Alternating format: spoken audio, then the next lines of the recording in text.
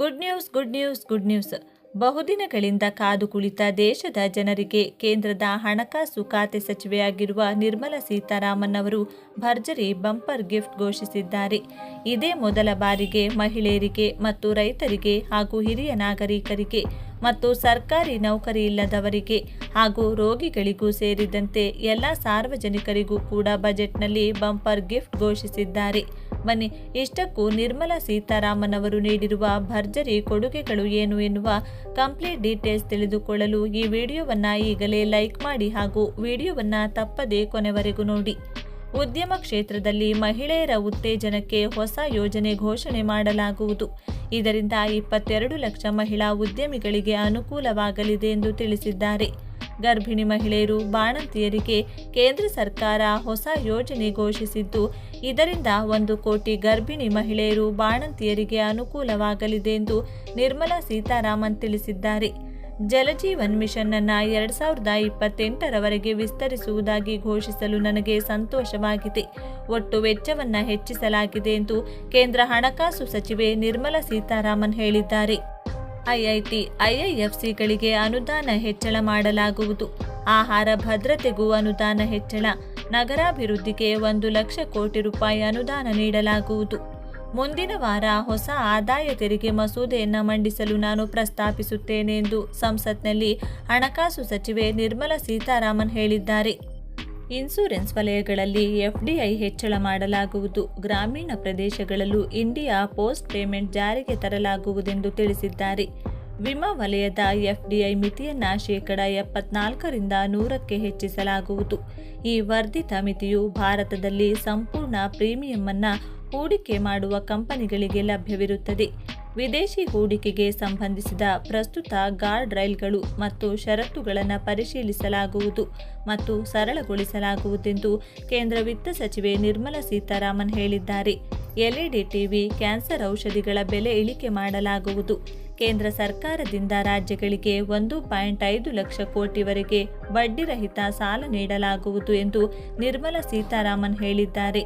Mobile, ಚರ್ಮದ ಉತ್ಪನ್ನಗಳು, LED TV, cancer ಔಷಧಿಗಳು, ಎಲೆಕ್ಟ್ರಿಕ್ ಕಾರ್ಗಳ ಬೆಲೆಗಳನ್ನು ಇಳಿಕೆ ಮಾಡಲಾಗುವುದೆಂದು ತಿಳಿಸಿದ್ದಾರೆ. 2025ರ ಕೇಂದ್ರ ಬಜೆಟ್ನಲ್ಲಿ ಆದಾಯ ತೆರಿಗೆ ರಿಯಾಯಿತಿ ಕುರಿತು ಹಣಕಾಸು ಸಚಿವೆ ನಿರ್ಮಲಾ ಸೀತಾರಾಮನ್ ಹೊಸ ತೆರಿಗೆ ಪದ್ಧತಿಯಡಿ 7 ಲಕ್ಷದವರೆಗೆ ಒಟ್ಟು ಆದಾಯ ಹೊಂದಿರುವ ನಿವಾಸಿ ವ್ಯಕ್ತಿಗಳು ಯಾವುದೇ ತೆರಿಗೆಯನ್ನು ಪಾವತಿಸುವುದಿಲ್ಲ ಎಂದು ಹೇಳಿದರು. ಹೊಸ ಪದ್ಧತಿಯಡಿಯಲ್ಲಿ ನಿವಾಸಿ ವ್ಯಕ್ತಿಗಳಿಗೆ ರಿಯಾಯಿತಿಯನ್ನು ಹೆಚ್ಚಿಸಲು ಪ್ರಸ್ತಾಪಿಸಲಾಗಿದೆ. ಇದರಿಂದಾಗಿ ಅವರ ಒಟ್ಟು ಆದಾಯ 12 ಲಕ್ಷ ರೂಪಾಯಿವರೆಗೆ ಇದ್ದರೆ ಅವರು ತೆರಿಗೆ ಪಾವತಿಸುವುದಿಲ್ಲ. ಹೊಸ ತೆರಿಗೆ ಪದ್ಧತಿಯಡಿಯಲ್ಲಿ ಈ ಹಿಂದೆ ಒದಗಿಸಲಾದ ಕನಿಷ್ಠ ಪರಿಹಾರವು 12 ಲಕ್ಷಕ್ಕಿಂತ ಸ್ವಲ್ಪ ಹೆಚ್ಚಿನ ಆದಾಯಕ್ಕೂ ಅನ್ವಯಿಸುತ್ತದೆ. ಪ್ರಧಾನಮಂತ್ರಿ ಧನ್ ಧಾನ್ಯ ಕೃಷಿ ಯೋಜನೆ.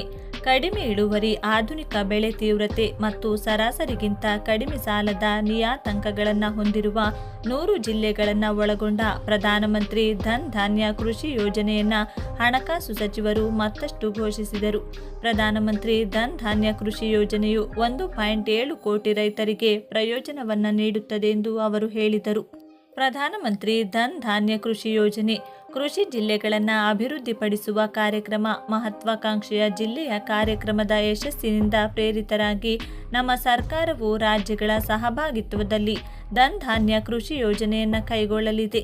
ಈ ಕಾರ್ಯಕ್ರಮವು 1.7 ಕೋಟಿ ರೈತರಿಗೆ ಸಹಾಯ ಮಾಡುವ ಸಾಧ್ಯತೆ ಇದೆ ಎಂದು ಅವರು ಹೇಳಿದರು.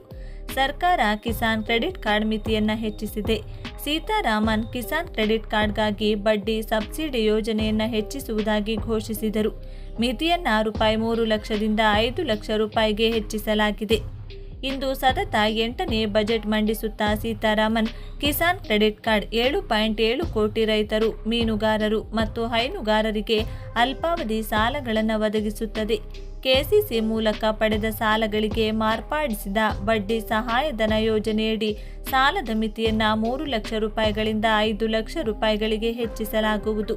ಯೂರಿಯಾ ಉತ್ಪಾದನೆಯಲ್ಲಿ ಸ್ವಾವಲಂಬನೆಗಾಗಿ ಯೂರಿಯಾ ಪೂರೈಕೆಯನ್ನು ಮತ್ತಷ್ಟು ಹೆಚ್ಚಿಸಲು ನಮ್ಮ ಸರ್ಕಾರ ಪೂರ್ವ ಪ್ರದೇಶದಲ್ಲಿ 3 ಸುಪ್ತ ಯೂರಿಯಾ ಯೋಜನೆಗಳನ್ನು ಮತ್ತೆ ತೆರೆದಿದೆ.